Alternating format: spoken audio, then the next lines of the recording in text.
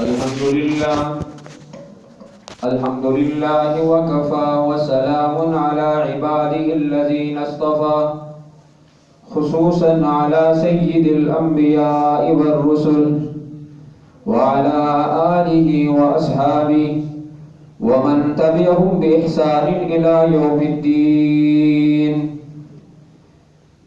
أما بعد فأعوذ بالله من الشيطان الرجيم.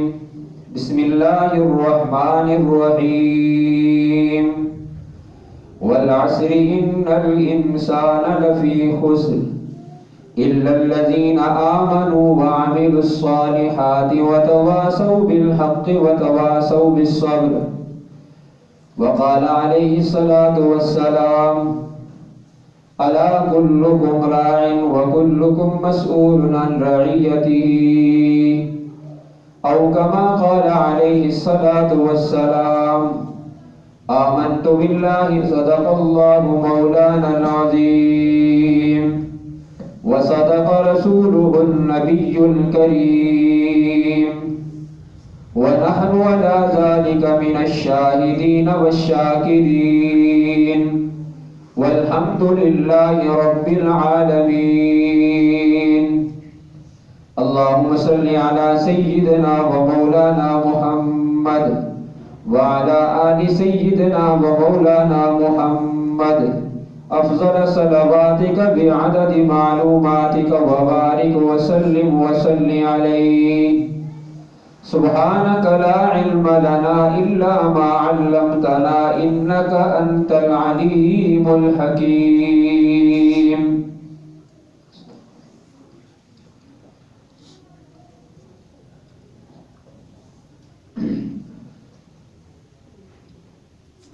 انتہائی واجب الاحترام قابل صد احترام ذی وقار بزرگوں نوجوان دوستوں، قرآن مجید فرقان حمید میں سے ایک سورہ مبارکہ اور نبی کریم صلی اللہ علیہ وسلم کے ارشادات عالیہ میں سے ایک مختصر سا فرمان مبارک تلاوت کیا ہے. رب تعالیٰ کی حضور دعا ہے کہ اللہ رب العزت خالصتاً اپنی رضا کے لیے چند باتیں کہنے کی توفیق نصیب فرمائے. سننے اور سمجھنے کے بعد اللہ رب العزت ہم سب کو عمل کی توفیق عطا فرمائے. سامعین محترم، جو سورہ مبارکہ آپ کے سامنے تلاوت کی ہے،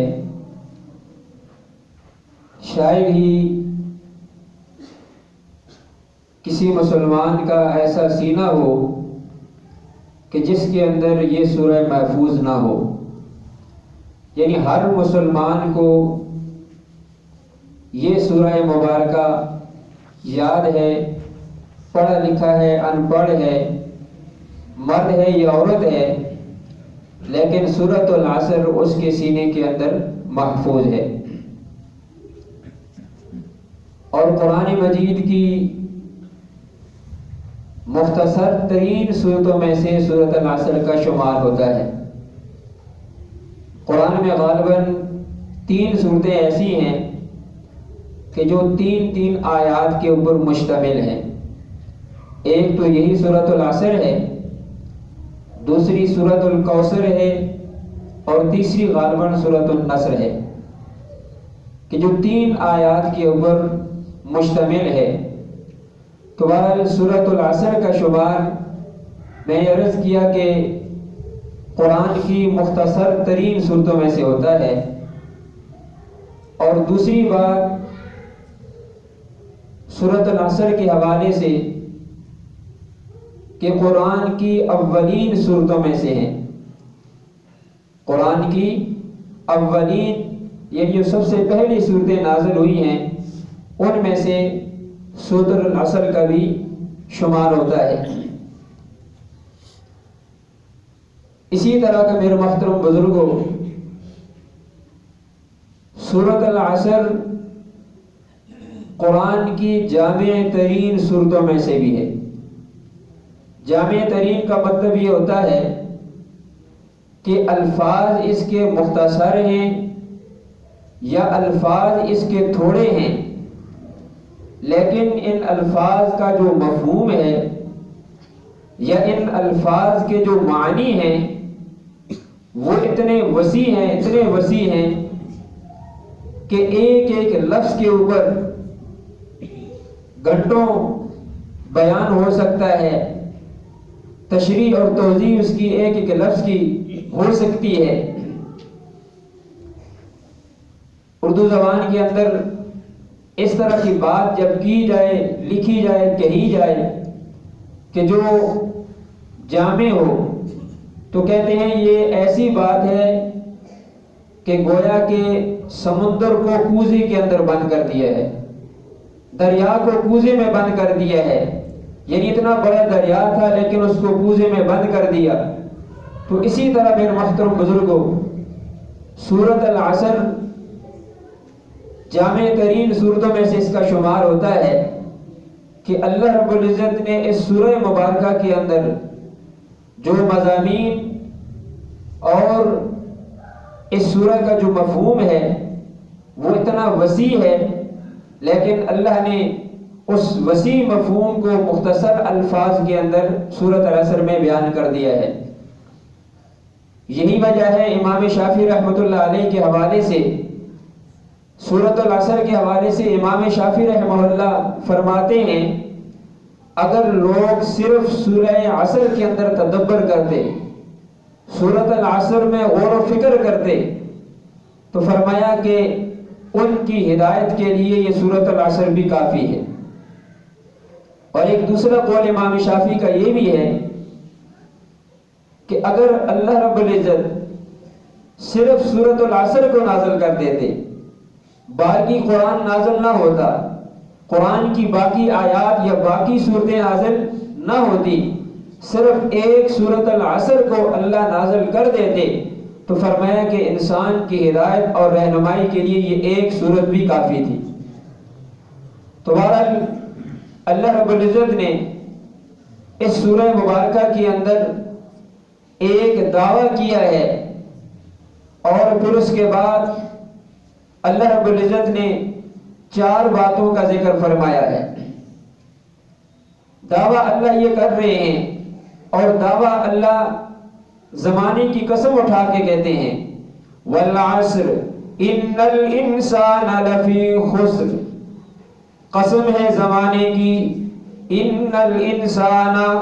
بے شک انسان لفی خسر خسارے کے اندر ہے، قسم ہے زمانے کی انسان خسارے کے اندر ہے۔ فقہا کی بلکہ فقہ کا ایک مسئلہ ہے، حدیث کے اندر نبی علیہ السلام نے اس مسئلے کو ذکر کیا ہے، بلکہ حدیث ہے البینۃ علی المدعی والیمین علی من انکر، کہ بھائی جب کوئی کسی قاضی کی عدالت میں جاتا ہے اور قاضی کے سامنے جا کر کوئی دعویٰ دائر کرتا ہے، دعویٰ کرنے والا مدعی کہلاتا ہے، اور جس پر دعویٰ کیا جائے اس کو مدعا علیہ کہتے ہیں۔ حذیفہ اوپر جو بچوں کو نیچے بھیجتے، دعویٰ کرنے والا مدعی ہے اور جس پر دعویٰ کیا جاتا ہے وہ مدعا علیہ ہوتا ہے۔ تو قاضی اور منصف سب سے پہلے مدعی سے کہتا ہے کہ بھئی آپ اس بات کے مدعی ہیں، آپ نے اس پہ دعویٰ کیا ہے، اپنے دعوے پر آپ گواہ پیش کریں۔ یہ ہے البینۃ علی المدعی، گواہ پیش کرنا یہ مدعی کی ذمہ داری ہے۔ اگر اس کے پاس گواہ ہوں گے تو ان کے مطابق فیصلہ ہو جائے گا، اگر اس کے پاس گواہ نہیں ہے تو پھر فرمایا والیمین علی من انکر، مدعا علیہ کی ذمہ داری ہے کہ وہ قسم اٹھائے گا۔ تو جب وہ قسم اٹھائے گا تو قسم کے مطابق جج یا منصف اور قاضی فیصلہ فرما دے گا۔ تو ثابت یہ ہوا کہ جو کام گواہ کرتے ہیں وہی کام قسم بھی کرتی ہے، یعنی قسم گواہوں کے قائم مقام ہوتی ہے۔ اگر گواہ ہے تو اس کے مطابق فیصلہ ہوگا، اگر گواہ نہیں ہے تو پھر ان گواہوں کا کام قسم کرتی ہے کہ جب وہ مدعا علیہ قسم اٹھاتا ہے تو اس کے مطابق فیصلہ ہو جاتا ہے۔ اب آپ سے جو بات کہنا چاہتا ہوں کہ اللہ نے زمانے کی قسم اٹھائی ہے، گویا کہ زمانہ اس بات پہ گواہ ہے، زمانہ اس بات پہ گواہ ہے ان الانسان لفی خسر، کہ بے شک انسان خسارے کے اندر ہے۔ اب زمانہ کس طریقے پر گواہ ہے؟ میرے محترم بزرگوں، زمانہ ماضی کو آپ دیکھ لیجئے کہ زمانہ اس بات پہ گواہ ہے، اللہ نے جب انبیاء کو انسان کی ہدایت اور رہنمائی کے لیے اپنے بندوں کے پاس بھیجا، جب انبیاء نے آ کر اللہ کا پیغام اللہ کے بندوں کو سنایا، کچھ تو ایسے خوش قسمت تھے کہ جنہوں نے فوراً اپنے نبی کی بات کو قبول کر لیا، فوراً نبی کی دعوت پہ لبیک کہا، نبی پر ایمان لائے، وہ تو یعنی یوں کہیں کہ ہمیشہ کی سعادت انہوں نے حاصل کر لی۔ لیکن جن بدبختوں نے نبی کی بات کو ٹھکرا دیا، جن بدبختوں نے اللہ کے پیغام کو ٹھکرا دیا، نبی کی دعوت کو ٹھکرا دیا، ان کے ساتھ کیا ہوا؟ زمانہ اس بات پہ گواہ ہے کہ وہ خسارے کے اندر گئے۔ قوم عاد کا آپ حال دیکھ لیجئے، جب ہود علیہ السلام دنیا میں تشریف لاتے ہیں اور اپنی قوم عاد کو اللہ کا پیغام سناتے ہیں اور انہیں اللہ کے عذاب سے ڈراتے ہیں، میں اللہ کا نبی ہوں، میری بات مانو، اس میں تمہاری نجات ہے، اس میں تمہاری عافیت ہے، اس میں تمہاری کامیابی ہے۔ لیکن قوم عاد نے ہود علیہ السلام کی بات کو ٹھکرا دیا اور طاقت کے نشے کے اندر انہوں نے بلکہ یہ نعرہ لگایا، من اشد منا قوہ، آپ کس کے عذاب سے ہمیں ڈراتے ہیں؟ ہم سے بڑا طاقتور کون ہے جو ہمیں ہلاک کرے گا؟ دیکھو تو صحیح، ہم زمین میں لگا ہوا درخت ہے اس کو اپنے ہاتھ سے کھینچ کر باہر پھینک دیتے ہیں، یعنی اتنی طاقتور قوم تھی۔ تو ہود علیہ السلام سے قوم نے کہا من اشد منا قوہ، ہم سے بڑا طاقتور کون ہے؟ اللہ نے فرمایا اولم یروا ان اللہ الذی خلقهم هو اشد منهم قوہ، ان کو پتہ نہیں ہے جس خالق نے انہیں پیدا کیا ہے وہ ان سے بڑا طاقتور ہے، جس اللہ نے ان کے جسم میں ایسی طاقت رکھی ہے وہ ان سے بڑا طاقتور ہے۔ اور جب اللہ نے ہوا کا عذاب بھیجا، اور قرآن کہتا ہے وہ ہوا میں اس طرح اڑ رہے تھے جس طرح ہوا میں تنکے اڑتے ہیں، اور پھر جب اللہ نے یعنی ان کو ہلاک کیا، ان کی لاشیں زمین پر پڑی ہوئی تھی، قرآن کہتا ہے جس طرح کأنہم اعجاز نخل خاویہ، ان کی لاشیں اس طرح زمین پہ پڑی ہوئی تھی جس طرح کھجور کے تنے کٹے ہوئے ہوتے ہیں۔ فَهَلْ تَرَى لَهُم مِّن بَاقِيَةٍ، اللہ کہتے ہیں ان میں سے کوئی باقی بچا ہے جو کہہ رہے تھے ہم سے بڑا طاقتور کون ہے؟ اسی طرح میرے محترم بزرگوں، شعیب علیہ السلام کی قوم کا حال ہے، اسی طرح لوط علیہ السلام کی قوم ہے، صالح علیہ السلام کی قوم ہے، نوح علیہ السلام کی قوم ہے۔ تو یہ زمانہ ماضی اس بات پہ گواہ ہے ان الانسان لفی خسر، کہ بے شک انسان خسارے کے اندر ہے۔ وہ خسارے میں کیوں ہے؟ اس لیے کہ انہوں نے آگے جو اللہ نے 4 باتیں ذکر فرمائی ہیں، وہ 4 باتیں ان لوگوں نے اختیار نہیں کی، فرمایا کہ وہ خسارے کے اندر ہے۔ اور وہ 4 باتیں الا الذین آمنوا وعملوا الصالحات، یعنی اللہ کہہ رہے ہیں اگر آپ نقصان سے بچنا چاہتے ہو، اگر آپ خسارے سے بچنا چاہتے ہو اور اپنے آپ کو اس خسارے سے محفوظ کرنا چاہتے ہو تو 4 کام کر لو، الا الذین آمنوا وعملوا الصالحات وتواصوا بالحق وتواصوا بالصبر۔ جس نے اپنی زندگی میں یہ 4 باتیں اختیار کر لی ہیں، 4 باتوں کو اپنا لیا ہے، وہ تو خسارے سے نکل گیا ہے، وہ تو خسارے سے بچ چکا ہے، اس نے اپنے آپ کو اس خسارے سے محفوظ کر لیا ہے۔ تو پہلا کام فرمایا الا الذین آمنوا۔ اور میرے محترم بزرگوں، میں نے شروع میں کہا کہ سورۃ العصر پورے قرآن کا خلاصہ ہے، سورۃ العصر پورے قرآن کا خلاصہ ہے۔ قرآن میں جو توحید کی دعوت ہے، رسالت کی دعوت ہے، یعنی ایمانیات میں جتنی بھی چیزیں ہیں وہ آمنو کے اندر آتی ہیں۔ یعنی قرآن نے ہمیں حکم دیا ہے اللہ کی وحدانیت کو مانو، اللہ کی وحدانیت پر ایمان لاؤ، نبی علیہ السلام کی رسالت پر ایمان لاؤ، قیامت پر ایمان لاؤ، اور مرنے کے بعد دوبارہ زندہ ہونے پر ایمان لاؤ، جنت پر ایمان لاؤ، جہنم پر ایمان لاؤ، فرشتوں پر ایمان لاؤ، انبیاء پر ایمان لاؤ۔ یہ ساری چیزیں قرآن کے اندر اللہ نے ذکر فرمائی ہے، تو لفظ آمنو کے اندر یہ ساری باتیں آ گئی۔ الا الذین آمنوا، یعنی ایمانیات جتنی بھی ہیں وہ سب کی سب لفظ آمنو کے اندر آ گئی۔ دوسرے نمبر پہ فرمایا وعملوا الصالحات، کہ جو لوگ ایمان لائے اور دوسرے نمبر پہ فرمایا وعاملوا الصالحات کہ انہوں نے اعمال صالحہ بھی کیے۔ تو یہاں ایک یہ بات بھی واضح ہو گئی کہ ایمان کے ساتھ عمل صالح ضروری ہے۔ عمل صالح کے بغیر ایمان جو ہے وہ جسے کہتے ہیں کہ مکمل نجات کے لیے کافی نہیں ہے۔ بعض لوگ کہتے ہیں کہ بھائی اللہ کے نبی نے فرمایا جس نے کہا من قال لا الہ الا اللہ دخل الجنہ، جس نے بھی لا الہ الا اللہ کا اقرار کیا وہ جنت میں جائے گا۔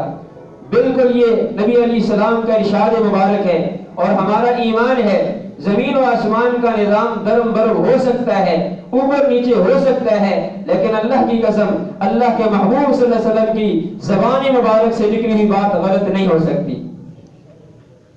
نبی علیہ السلام کے دو صحابی ہیں اور ایک صحابی ایسے ہیں کہ جب اللہ کے نبی کوئی بات ارشاد فرماتے ہیں اس کو فوراً وہ لکھ لیتے ہیں۔ دوسرے صاحب نے ان سے کہا کہ بھائی آپ ہر بات نہ لکھا کرو، اس لیے کہ کبھی اللہ کے نبی غصے کی حالت میں ہوتے ہیں، کبھی اللہ کے نبی کس حالت میں ہوتے ہیں، کبھی خوشی میں کوئی بات ارشاد فرماتے ہیں، تو آپ ہر بات نہ لکھا کرو۔ وہ لکھنے والی صحابی نے جا کر نبی علیہ السلام سے عرض کر دیا کہ اللہ کے نبی میں اس طریقے پر یہ کام کرتا ہوں، لیکن یہ میرا بھائی مجھے اس بات سے منع کرتا ہے کہ میں آپ کی ہر بات نہ لکھا کروں۔ تو میرے محترم بزرگوں، نبی علیہ السلام نے آگے سے جواب ارشاد فرمایا اس ذات کی قسم جس کے قبضہ قدرت کے اندر مجھ محمد کی جان ہے، اس زبان سے جو بھی نکلے گا حق نکلے گا۔ یہ زبان جب بھی بولے گی حق بولے گی، چاہے میں خوشی کے اندر ہوں چاہے میں غصے کے عالم میں ہوں، لیکن میری زبان سے جو بھی نکلے گا وہ حق نکلے گا۔ وما ينطق عن الهوى ان هو الا وحی یوحى۔ اللہ کہتے ہیں کہ میرا محبوب جب بھی بولتے ہیں وہ اپنی خواہش کے مطابق نہیں بولتے، ان هو الا وحی یوحى، جب بھی وہ بولیں گے وہ اللہ کے حکم سے بولیں گے، وہ اللہ کا حکم ہوگا۔ تو اللہ کی مرضی کے مطابق میرے محبوب اپنی زبان سے کوئی بات ارشاد فرمائیں گے۔ تو میں عرض یہ کر رہا تھا کہ بے شک اللہ کے نبی نے فرمایا من قال لا الہ الا اللہ دخل الجنہ، کہ جس نے لا الہ الا اللہ کہا وہ جنت میں جائے گا۔ لیکن میرے محترم بزرگوں، اگر اس نے اعمال صالحہ اپنی زندگی میں نہیں کیے، اعمال صالحہ کا اہتمام نہیں کیا، وہ جنت میں ضرور جائے گا لیکن جہنم کی ملاقات کرنے کے بعد۔ الیاذ باللہ، اللہ ہم سب کی حفاظت فرمائے، اللہ ہم سب کی حفاظت فرمائے۔ لیکن عرض کرنے کا مطلب یہ ہے کہ صرف یہ کہنا کہ بھئی ہم نے کلمہ پڑھ لیا ہے، کیا صحابہ کرام سے بڑھ کر کوئی کلمہ پڑھنے والا ہو سکتا ہے؟ صحابہ کرام سے بڑھ کر کسی کو ایمان کی مضبوطی حاصل ہو سکتی ہے؟ صحابہ سے بڑھ کر کوئی متقی ہو سکتا ہے؟ تو کیا صحابہ کرام نے صرف یہ کہا تھا ہم نے کلمہ پڑھ لیا، اس کے بعد نماز پڑھنے کی ضرورت نہیں ہے، صدقہ خیرات کرنے کی ضرورت نہیں ہے؟ یعنی اعمال صالحہ کے اندر اللہ کے جتنے بھی احکامات ہیں وہ اعمال صالحہ کے اندر آتے ہیں۔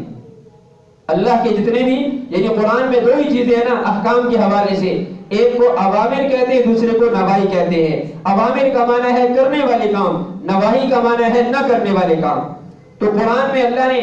یعنی جو احکام دیے ہیں اور جن احکام کو اللہ نے اپنے محبوب پہ اتارا ہے اور جو احکام اللہ نے اپنے محبوب کو دیے ہیں، تو ان احکام کے اتارنے کا پھر مقصد کیا ہے؟ اگر ہم کہیں کہ بھئی ہم نے کلمہ پڑھ لیا ہے بس ہم تو کامیاب ہیں، اب نماز روزے کی ضرورت نہیں ہے، تو پھر اللہ نے نماز کا حکم کیوں اتارا، روزے کا حکم کیوں دیا؟ جتنے بھی احکام ہیں تو بہرحال ایمان کے ساتھ عمل صالح ضروری ہے۔ اور آپ قرآن میں دیکھ لیں جہاں آمنو کا لفظ ہوگا اس کے متصل وعملوا الصالحات کے الفاظ بھی آپ کو ملیں گے، الا الذین آمنوا وعملوا الصالحات، الا الذین آمنوا وعملوا الصالحات، کہ ایمان بھی لانا ضروری ہے اور ایمان کے بعد عمل صالح۔ تو جو لوگ خسارے سے بچے ہوئے ہیں ان کی پہلی صفت یہ ہے کہ وہ آمنوا، یعنی وہ ایمان لاتے ہیں، جن چیزوں پر بھی ایمان لانا ضروری ہے فرمایا وہ آمنو کے اندر ہے۔ اور وعمل الصالحات دوسرے نمبر پہ فرمایا وعمل الصالحات، اپنی زندگی کے اندر وہ یعنی اعمال صالحہ اختیار کرتے ہیں۔ تیسرا فرمایا وتواصوا بالحق، وتواصوا بالحق، یعنی پہلی دو چیزیں تو انسان کی اپنی ذات کے ساتھ ان کا تعلق ہے، یعنی ایمان کا تعلق وہ میری ذات کے ساتھ ہے، عمل صالح کا تعلق وہ میری ذات کے ساتھ ہے۔ لیکن تیسرا جو فرمایا وتواصوا بالحق، کہ ایک مسلمان کے لیے صرف اپنی ذات کی اصلاح ضروری نہیں ہے، یعنی اپنی ذات تک اصلاح کر لینا اس کے لیے کافی نہیں ہے، بلکہ فرمایا وَتَوَاصَوْا بِالْحَقِّ، جس طرح میں نے خود ایمان لایا، جس طرح میں نے اپنی اصلاح کر لی، اپنی اصلاح کے بعد دوسری انسانیت کی اصلاح کی فکر کرنا یہ بھی میری ذمہ داری ہے، کیونکہ ہمارا ایمان ہے اللہ نے نبوت کا سلسلہ اپنے محبوب صلی اللہ علیہ وسلم پہ ختم فرما دیا ہے،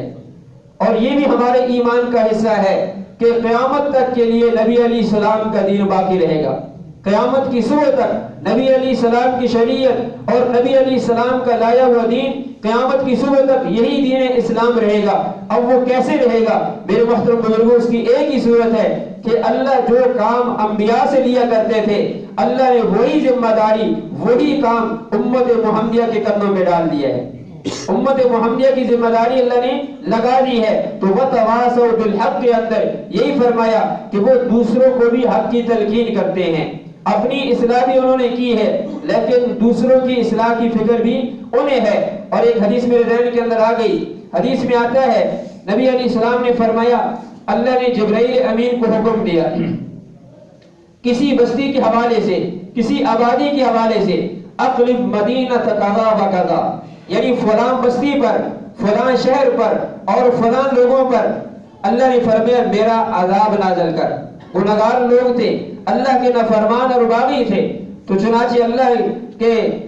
غضب کا تقاضا یہی ہے کہ نافرمانوں پر اللہ اپنا عذاب نازل کرے۔ چنانچہ اللہ نے جبرائیل کو حکم دیا اقلب مدینہ کذا و کذا، فلاں بستی اور شہر پر میرا عذاب نازل کر۔ جبرائیل علیہ السلام اللہ کی بارگاہ میں عرض کرتے ہیں یا رب ان فیہم عبدک فلانا لم یعصک طرفۃ عین، یا اللہ تیرا حکم سر آنکھوں پر، میں تیرا عذاب نازل کرتا ہوں لیکن اس بستی کے اندر، ان لوگوں کے اندر ایک تیرا بندہ ایسا ہے لم یعصک طرفۃ عین، جس نے آنکھ کا بل چپکنے کے برابر بھی تیری نافرمانی نہیں کی۔ اندازہ کر لیجئے یعنی فرما برداری کا عالم کیا ہے، اللہ کی اطاعت گزاری کا عالم کیا ہے، یعنی آنکھ کا بل چپکنے میں کتنی دیر لگتی ہے۔ اور یہ بات کون کہہ رہا ہے؟ یہ بات سید الملائکہ کہہ رہا ہے، جبرائیل علیہ السلام جو سارے فرشتوں کے سردار ہیں